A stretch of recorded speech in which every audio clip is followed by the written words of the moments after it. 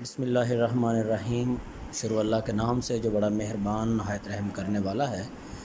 हम 10th class का math कर रहे हैं। 3.3 एक्सरसाइज हमारी कंप्लीट हो चुकी है।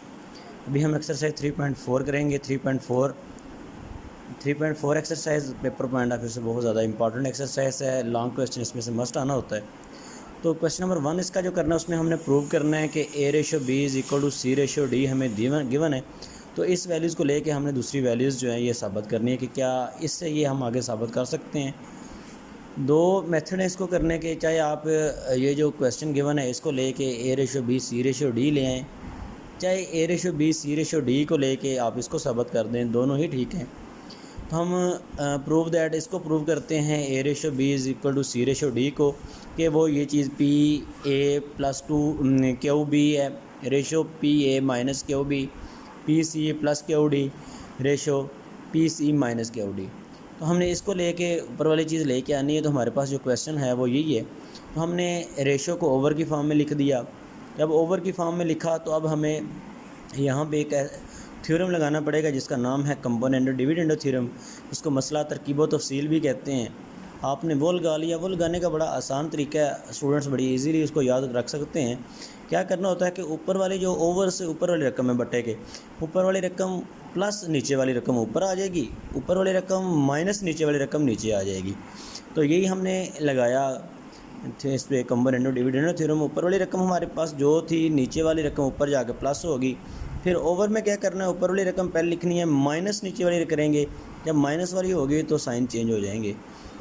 बिल्कुल सेम राइट साइड पे भी हमने वही किया। ऊपर वाली रकम प्लस नीचे वाली, फिर ऊपर वाली रकम माइनस नीचे वाली। बड़ा आसान सा। जो प्लस माइनस के अपोजिट साइन वाले थे वो हमारे कैंसिल हो गए। तो हमारे पास बच क्या गया, PA/QB, PC/QD।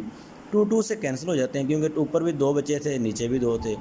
तो हमारे पास ये P से कैंसिल हो जाता है, ये Q से कैंसिल हो जाता है। बच जाता है A/B=C/D। जब हम इसको रेशो की फॉर्म में लिखेंगे तो ये A/B/C/D आ जाएगा। क्वेश्चन नंबर अभी हमने किया 5। क्वेश्चन नंबर 8 करते हैं। बिल्कुल सेम क्वेश्चन है, एक्सरसाइज 3.4 है।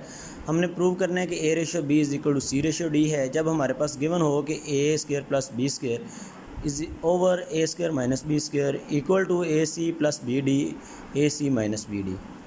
सिंपली क्या करना है, आपने इस पर कंपोनेंट डिविडेंड थ्योरम लगा देना है। जब थ्योरम लगाएंगे तो वो बिल्कुल वैसे ही, जो ऊपर वाली रकम प्लस नीचे वाली आ जाएगी, फिर ऊपर वाली रकम जो भी है माइनस नीचे वाली आएगी, तो साइन चेंज हो जाएंगे। जैसे ही लेफ़्ट साइड पे हमने किया, बिल्कुल सेम राइट साइड पे भी हमने करना है। ऊपर वाली रकम प्लस नीचे वाली, फिर ऊपर वाली रकम माइनस नीचे वाली, तो आपका थ्योरम लग जाएगा। तो ये जो अपोजिट साइन थे वो आपस में कैंसिल हो जाएंगे। तो ऊपर बचेगा 2A² ओवर बचेगा 2B²। इस साइड पे बच गया 2AC/2BD। ये 2 से कैंसिल, ये भी 2 से कैंसिल। ऊपर A² बचा है, इस साइड पे A था, ये एक A से कैंसिल हो जाएगा। ये B एक B से कैंसिल हो जाएगा। आप A और B को दूसरे साइड पे जाके B/A से मल्टीप्लाई करें तब भी यही आ जाएगा। तो ऐसे भी कैंसिल हो सकते हैं। A/B=C/D। तो रेशो की फॉर्म में इसको लिखेंगे तो आपके पास आ जाएगा A/B=C/D। एक्सरसाइज 3.4 क्वेश्चन नंबर 1 अभी हमने कंप्लीट किया। Question number 2 paper point of view से इंतहाई इंपॉर्टेंट क्वेश्चन है कि इसमें हमने कंपोनेंट डिविडेंड थ्योरम को लगा के हमने इसकी कीमत फाइंड करनी है। हमने वैल्यू फाइंड करनी है m+5n m-5n plus m+5p m-5p। ये वैल्यू फाइंड करें जब हमारे पास गिवन हो m=10np/n+p। ये पहले 5 क्वेश्चन इसके बिल्कुल सेम हैं क्वेश्चन नंबर 2 के। तो देखें अब हमें चाहिए क्या, m के साथ हमें चाहिए 5n। तो हमने ये जो 10n pn इसके 2 हिस्से हमने बना लेने हैं। 5n अलग कर लेना है, 2p अलग कर लेना है। क्योंकि 5 को 2 से मल्टीप्लाई करें 10 ही बन जाता है, n को p से मल्टीप्लाई करें np ही बन जाता है। हमने 5n इसलिए अलग किया क्योंकि हमें जो चीज़ फाइंड करनी थी उसमें हमें m के साथ प्लस 5n चाहिए था। तो ये 5n जो है हमने अलहदा किया, ये इधर मल्टीप्लाई कर रहा है, दूसरी साइड पे आके करेगा डिवाइड। जब डिवाइड करेगा तो हमारे पास नए ओवर की फॉर्म में ये आ जाएगा m/5n = 2p प्लस n+p। इस पर आपने कंपोनेंट और डिविडेंड थ्योरम लगा देना है। जैसे ही कंपोनेंट और डिविडेंड थ्योरम लगाना है तो आपके पास क्या आएगा, ऊपर वाली रकम प्लस नीचे वाली, ऊपर वाली माइनस नीचे वाली, सेम लेफ़्ट साइड पे भी लगेगा। तो हमारे पास एक इक्वेशन बन जाएगी। अब हमने फिर उसी को लेना है, क्योंकि हमें दूसरी साइड पे जो चीज़ चाहिए थी m के साथ 5p चाहिए था, हमने अब 2n कर लेने हैं, 5p कर लेने हैं। 5p करने का मकसद यही है कि हमें 5p अलग करने हैं, दूसरी साइड पे जाकर ये डिवाइड हो जाएगा। जैसे ही डिवाइड होगा तो हमने इसको अब कंपोनेंट और डिविडेंड और थ्योरम लगा देना। वो थ्योरम क्या है कि ऊपर वाली रकम प्लस नीचे वाली, ऊपर वाली माइनस नीचे वाली, राइट साइड पे भी ऐसे ही है। तो ये प्लस माइनस होके हमारे पास ये कोई ये नंबर 2 बन जाएगी। अब हमारे पास लेफ़्ट साइड जो है जो चीज़ें चाहिए थी 2 बन गई हैं।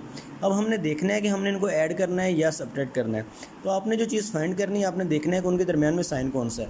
उनके दरमियान में जो साइन है वो प्लस का है, हम इन दोनों को प्लस करेंगे। तो जब ऐड हमने करना है तो ऐड करने का क्या तरीका है कि लेफ़्ट साइड को लेफ़्ट साइड में ऐड करना है, राइट साइड को राइट साइड में ऐड करना है। तो लेफ़्ट साइड पे तो हमारे पास जो चीज़ हमें चाहिए थी वही चीज़ आ गई। अब हमने देखना है, ये देखेंगे तो ये 3p plus n over p minus n, 3n plus p over n minus p, over में सेम नहीं है। हम क्या करेंगे, अगर इसके p माइनस n है, ये n माइनस p है, -1 हमने माइनस कॉमन ले लिया। जब माइनस कॉमन लेंगे तो p प्लस का हो जाएगा, n माइनस का हो जाएगा। जो p है ये प्लस माइनस आपस में मल्टीप्लाई करेंगे, ये आ जाएगा। अब देखेंगे ओवर में बिल्कुल सेम आ गया, p minus n p minus n, ये एलसीएम आ जाएगा। जब एलसीएम आएगा तो आपने 3p plus n minus 3n plus p है, ब्रैकेट्स खोल ली, साइन चेंज हो जाएंगे, तो हमारे पास 2p माइनस 2n आ जाएगा। 2 दोनों के साथ है तो 2 हमने कॉमन ले लिया, p माइनस n दोनों कैंसिल हो जाएंगे, तो 2 हमारे पास इसका आंसर आ जाएगा। ये हमारे पास क्वेश्चन नंबर था, question number 7। Question number 2 part number 7 बड़ा इंपॉर्टेंट क्वेश्चन है। हमारे पास गिवन क्या था जी, एक्स स्क्वायर प्लस 2 का अंडर रूट है प्लस एक्स स्क्वायर माइनस 2 का under root over x square plus 2 का under root minus x square minus 2 का under root is equal to 2। हमने इसको सॉल्व करना है, हल करना है। सॉल्व का मतलब है कि आपने एक्स की वैल्यू फाइंड करनी है। हमारे पास ये गिवन है, हमने क्या करना है, इस पर जिसके ओवर में कुछ नहीं होता उस पर ओवर में 1 होता है, हमने कंपोनेंट और डिविडेंड थ्योरम लगा देना है। कंपोनेंट और डिविडेंड थ्योरम क्या है कि ऊपर वाली रकम प्लस नीचे वाली हो जाएगी, ऊपर वाली नीचे रकम जो है जो भी है माइनस नीचे वाली करेंगे तो साइन चेंज हो जाएगी। तो जब जैसे ही हमने इस पे लगाया तो दूसरी साइड पे भी लगाना है। दूसरी साइड पे हमारे पास 2 ओवर 1 था, 2 प्लस 1 और 2 माइनस 1 आ जाएगा। ये माइनस वाला प्लस वाला जो एक जैसी रकमें कैंसिल हो जाएंगी, ओवर में भी कैंसिल हो जाएंगी। x प्लस 2 का अंडर रूट जो बचे हैं, इसका मतलब 2 बच गए हैं। ओवर में एक्स स्क्वायर माइनस 2 का अंडर रूट जो है ये भी 2 बच गए हैं। ये 2 से कैंसिल 3 ओवर 1 आ जाएगा। ये x square plus 2 x square minus 2 का दोनों का अंडर रूट था, हमने दोनों को एक ही अंडर रूट में लिख लिया, इज इक्वल टू 2। अब हमने अंडर रूट को ख़त्म करना है। अंडर रूट को ख़त्म करने का एक ही तरीका है कि आप स्क्वायर ले लें। जब स्क्वायर लिया तो 3 का स्क्वायर 9 आ गया, तो ये स्क्वायर और स्क्वायर रूट कैंसिल हो गए। ये एक्स स्क्वायर माइनस 2 जो है इस साइड में डिवाइड कर रहा था, दूसरी साइड पे आगे उसने मल्टीप्लाई किया, तो x square plus 2 9 x square minus 2 9 18 आ जाएगा जी। जब ये है तो हमने ये दूसरी जो चीज़ें थी उनको भी इक्वल की साइड पे ले आए। 9 x square minus 18 minus x square minus 8, 9 x square में से माइनस एक्स स्क्वायर गया पीछे, 8 एक्स स्क्वायर बचेंगे, माइनस 18 माइनस 2 माइनस 20 आ जाएगा।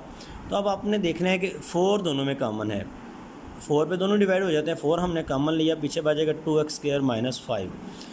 अब 2 ये जो 4 कॉमन लिया था दूसरे साइड पे उसने जाकर डिवाइड करना है, 0 को जब उसने डिवाइड करना है तो वो 0 ही बच जाएगा।